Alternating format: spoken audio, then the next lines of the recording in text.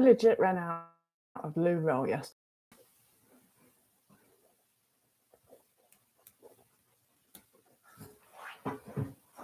I had to make a plea to my friends.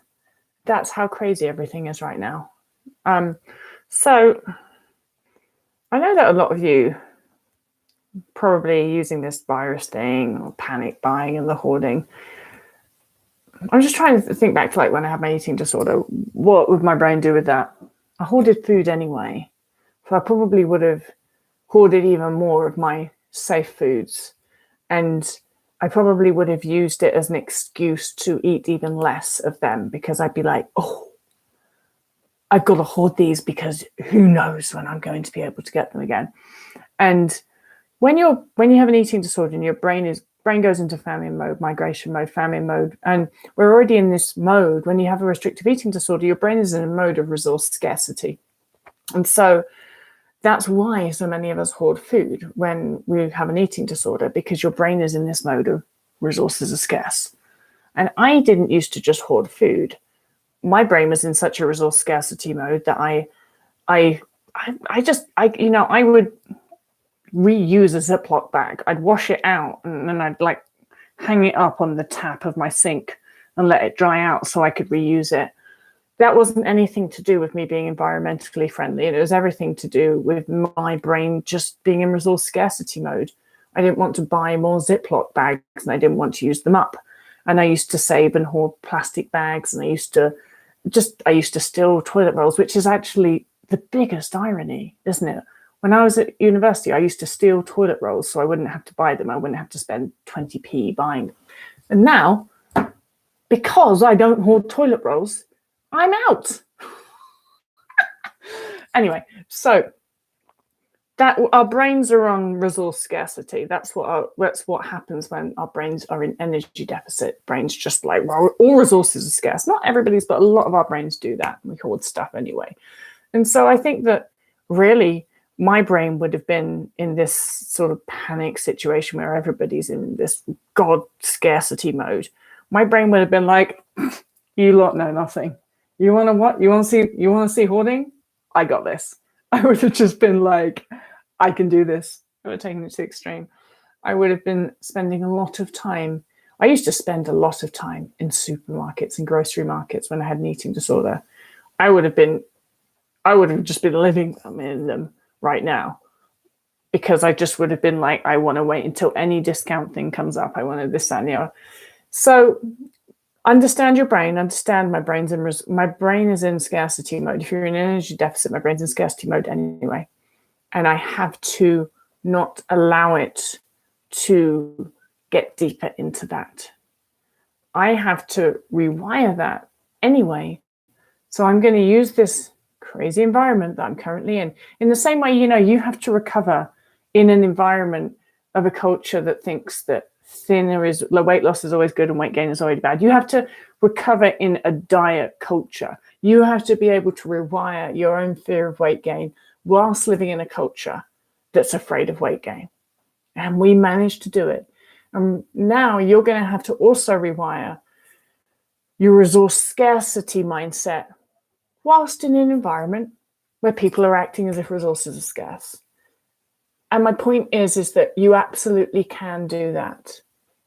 And you must not use this as an excuse to eat less, to hoard food more, any of those things.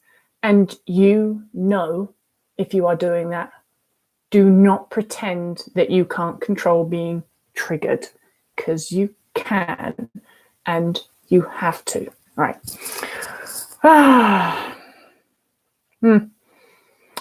Jamie says, I suffer from comparison to my mum. I can't seem to stop comparing my food to hers. I want to eat the same amount or better, even less than her. I get so anxious having to eat more than her. Yeah.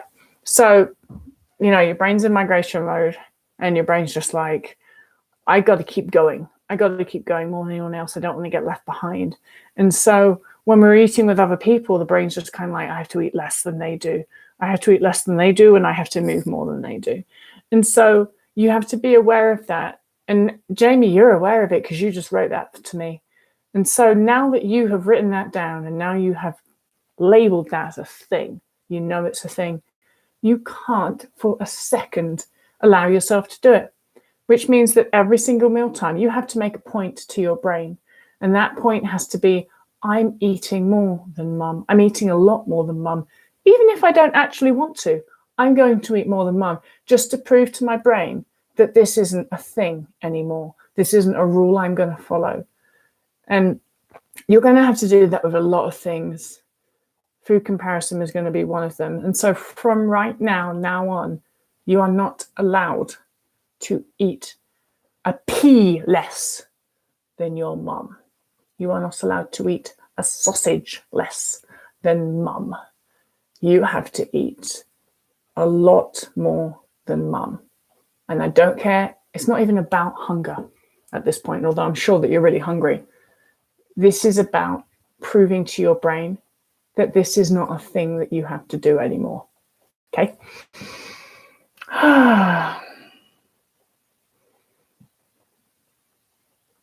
Eleanor, is it okay for now if I just snack and my desire to eat healthy and real meals will come back naturally, or should I follow a meal plan with 3 meals? What do you do to get back to normal eating schedule? You just do it all, Eleanor. Eat 3 huge, fatty, glorious meals a day, and then shove as many snacks in your face around that as you can. There's no either or in recovery. It's never an either or case. If you're wondering the question, should I eat real meals, then always it's like mental hunger. You're thinking about real meals, so that's mental hunger for real meals. Even if you're thinking about real meals because whatever other reason, you're still thinking about real meals. That's a mental hunger for it. Eat those and eat all the snacks. It really can be that simple if you allow it to be. And the only reason that you're not allowing it to be that simple is because you're afraid of gaining weight. All right. Got time for just one more. I'm sorry, it's Friday. I have to go and drink a gin and tonic.